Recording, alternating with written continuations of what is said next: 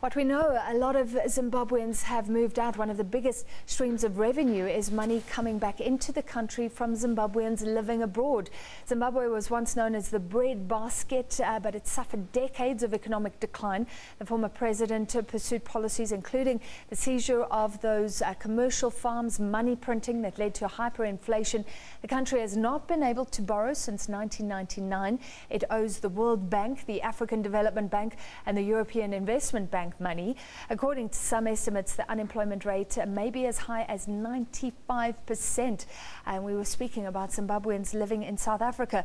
Well, what more for the Zim economy? Can it recover? Joining us now, political economist Dr. Peter Karungu. Thank you for being with us. Thank you very much. Doctor, was President Robert Mugabe to blame for the economic collapse? Can it all change now that he's gone?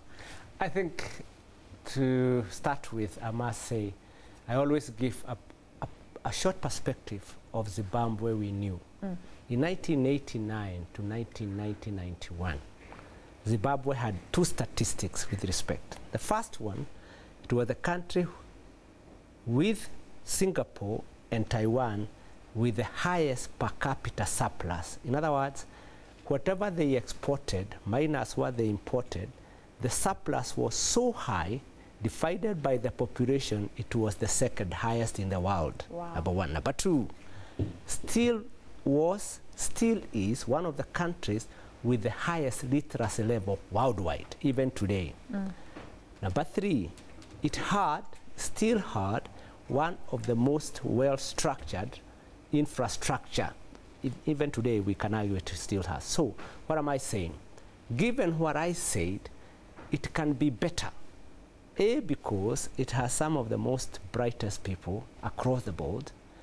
It has a country with the best climate in terms of agricultural productivity.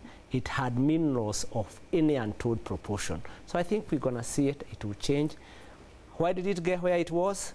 I will not say that's not my part. I'm so interested that you've raised education levels. Is that educational base still there? The base to develop skills, to attract skills back into the country?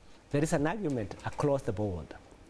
If Zimbabwean were all 100% pack and leave South Africa, I think it would cause a little bit of professional decline. And we lose out on those skills. Agreed. I think we don't They are recognize skilled, they are hardworking, and I have been teaching adverts for the last 20-something years, and I can tell you those kids have basic mathematics background of disproportional worldwide.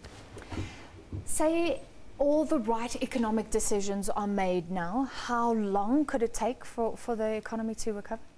I think to start with, remember, in the worst scenario in 2008, the GDP has almost collapsed. Between 2008 and 2014, that's about 6 years, the GDP grew by 3 times. And it's still going. It had hyperinflation. Today the inflation is very managed. So it can only get better. But what do they need to do? Let's start with that, because that's the policy discourse. First, we need to get an environment that is conducive for productivity, that is conducive for people to invest. We got to get an environment that which says anything that is possible, you not get punished for where you come from. We got to get people to run away from polarization. I'm Shona, I'm Debele, I'm that. We need to cut that. We need also to get people to start thinking short, medium, and long term. What does that mean? Our political dispensation should not be opportunistic. It needs to look at the country in terms of the trajectory. If they think that way, with the right policies down the line, I can tell you in about 10 years, this country will be where it used to be, and you're going to see everybody going there. What did you think about Mr. Tendai Biti's suggestion that Zimbabwe uses the rand, joins countries using the rand? In the short term, that would work. Let me tell you the truth. What he was saying is, in the short... So we get rid of the dollar, the bond notes causing so much trouble. Correct, yeah. But in the end, every state, and there is an issue there, as an economist would guide against, the moment you have a political entity, in other words, you set your political entity, that political entity should also be complemented with what we call monetary sovereignty.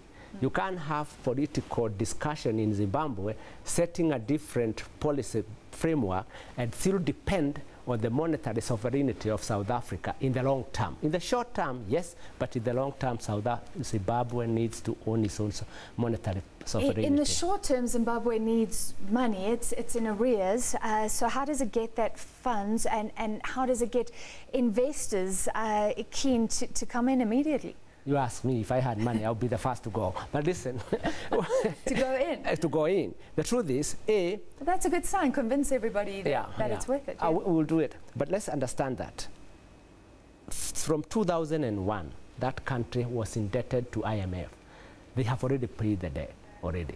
That's number one. Number two, they have already gotten to a position in which, in my view, they have managed to control inflation. They have managed to literally, in my view, to come up with a policy discourse that was entertaining investors, but mainly in mining. But it never spread out across the board. So we need to be able to put that. And remember, barely 3 years ago, with all the problem in agriculture, they had almost surplus agricultural output.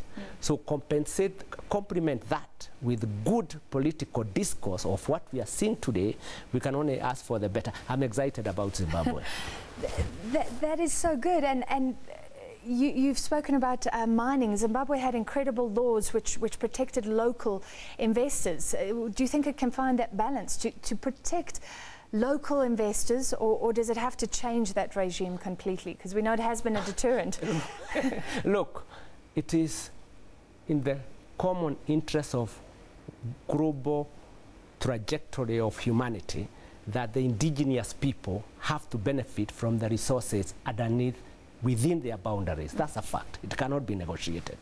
Meaning, in the long term, we need to be able to come with measures that means the gold potential in Zimbabwe benefit not only the investors themselves, but also the indigenous people. We can't quarrel with that. However, it's a bit of a catch-22 situation. Which comes first, the indigenous people or the investors?